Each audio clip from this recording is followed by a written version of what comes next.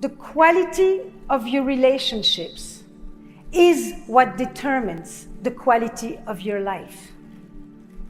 And the bonds and the connections that we make with other people, that we establish with them, gives us a greater sense of meaning, of happiness, of well-being than any other human experience. All of you have grown up needing both security, safety, and adventure, exploration. And if you think about how that enters into your relationships, in a couple, there is one person who is more in touch with the fear of losing the other, and one person who is more in touch with the fear of losing themselves. One person more afraid of abandonment, and one person more afraid of suffocation. Reconciling security and adventure, reconciling love and desire in one relationship has become one of the great challenges.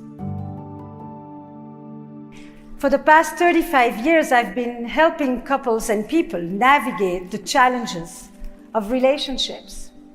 And until not too long ago, there was no such a thing as a couples therapist. Basically, you got together with somebody, you married, and that was it. You were stuck for life. If you didn't like it, well, you could console yourself with an early death. It was till death do us apart, not as we have it today, as till love dies. Never before has the survival of the family depended on the happiness of the couple. And this has made the couple such a central unit.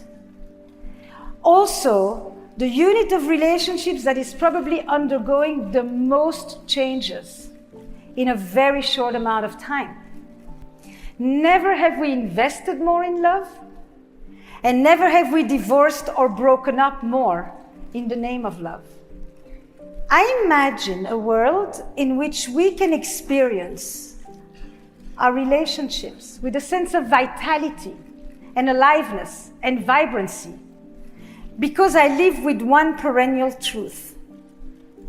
The quality of your relationships is what determines the quality of your life. And the bonds and the connections that we make with other people, that we establish with them, gives us a greater sense of meaning, of happiness, of well-being than any other human experience. Relationships at this moment are undergoing such a massive shift. The norms are literally changing under our feet, and we have to make up the rule book as we go. You know, for a long time, our relationships were pretty simple because they were dictated by rules.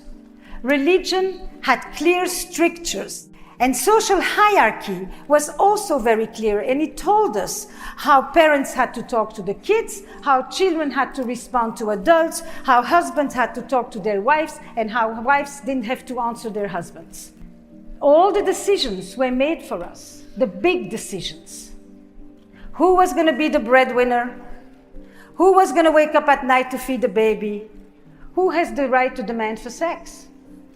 What you did is what your father did.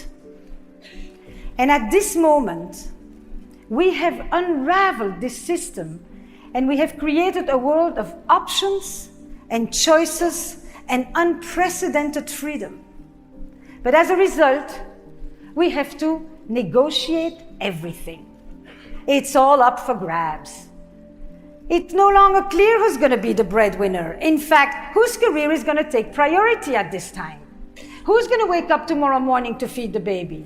Who's responsible for initiating sex next time? Who's going to plan the date? What gender should I be dating? How many people should I be dating at the same time? Should I tell them about the others? Am I ready to have children? Do I even want to have children? Should I move east? Should I move west? Where am I going to go on vacation next? Are my needs getting met in this relationship? Am I happy? Am I happy enough? All these big decisions that have burdened the selves like never before, we have to figure it all out.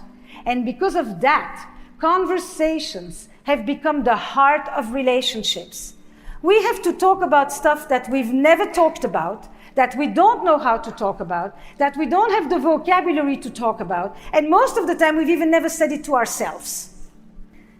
This shift from the collective life, where we had belonging, but very little freedom, to where we have a lot of freedom, but everywhere we talk about relationships today, we hear about the fact that we no longer have a deep sense of anchoring and belonging and rootedness like we used to have, and that we are facing a modern massive epidemic of loneliness, which in America today has become the #1 public health crisis, more than obesity.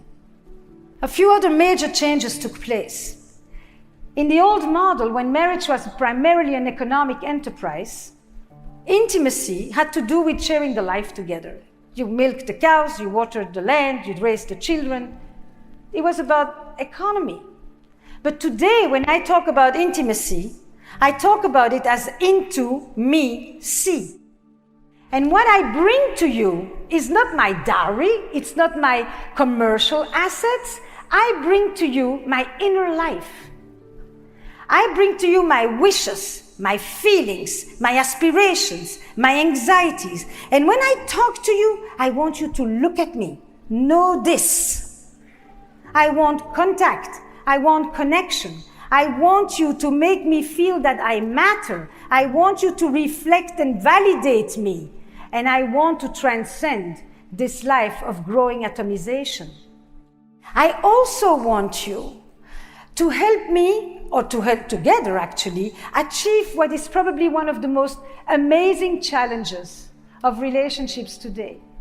This is where we want to bring under one roof contradictory ideals and contradictory needs.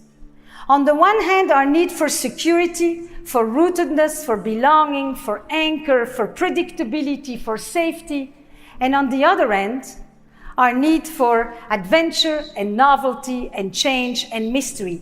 Every living organism straddles this polarity between change and stability. Every person, every relationship, every company. And thriving relationships are the ones who know how to reconcile these two fundamental sets of human needs. If you think for a moment, all of you have grown up needing both. Security, safety, and adventure, exploration. And some of you may have come of your childhood needing more protection. And some of you may have come out of your childhood needing more space and autonomy. And if you think about how that enters into your relationships, you will notice that very often in a couple, there is one person who is more in touch with the fear of losing the other, and one person who is more in touch with the fear of losing themselves. One person more afraid of abandonment, and one person more afraid of suffocation. Reconciling security and adventure, reconciling love and desire in one relationship has become one of the great challenges. We today, when we look for that person with whom we want to have everything, we call that person the soulmate. Have you heard of the soulmate? How many of you think that you're looking for a soulmate, or have found a soulmate, or are living with your soulmate? You know, the thing that really interested me about the soulmate is that it's called the one and only, all of that. But the soulmate was an interesting concept because for most of history, the soulmate meant God, not another human being. And in our secularized society in the West, we have basically taken romantic love to replace the role of religion many times. We look to our partners to give us transcendence and meaning and ecstasy and wholeness, all these things that we used to look for in the perfect world of the divine. But the way we're looking for this soulmate is mired in a romantic consumption economy. I am going to look for the one and only through that thing where I have 1,000 people at my fingertips. What does it mean to look for the one and only in the swiping culture? In the village, you had 2 choices.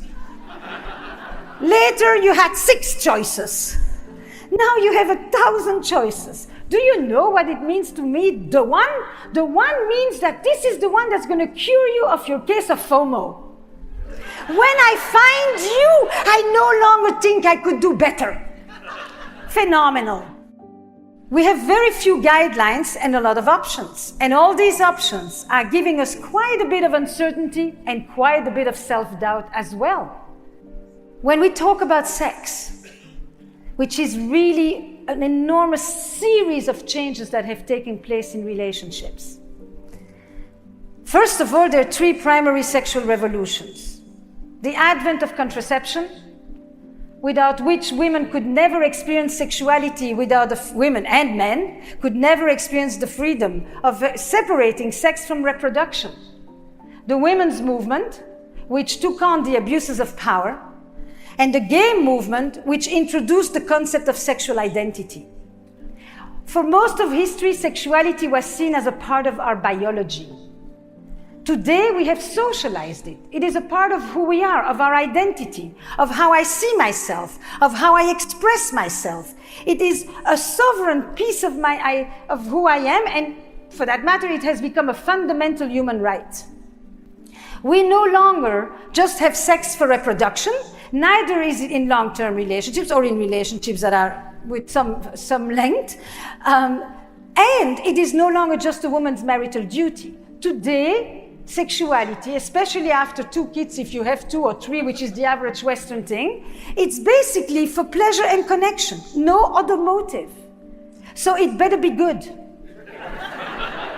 Because in order to want sex, it needs to be sex that is worth wanting. This is really a major shift, to have sexuality that is based only on my wanting, which is the definition of desire, is to own the wanting. And hopefully I want you and you want me, and it happens to be at the same time. It's a lot of conditions to fulfill.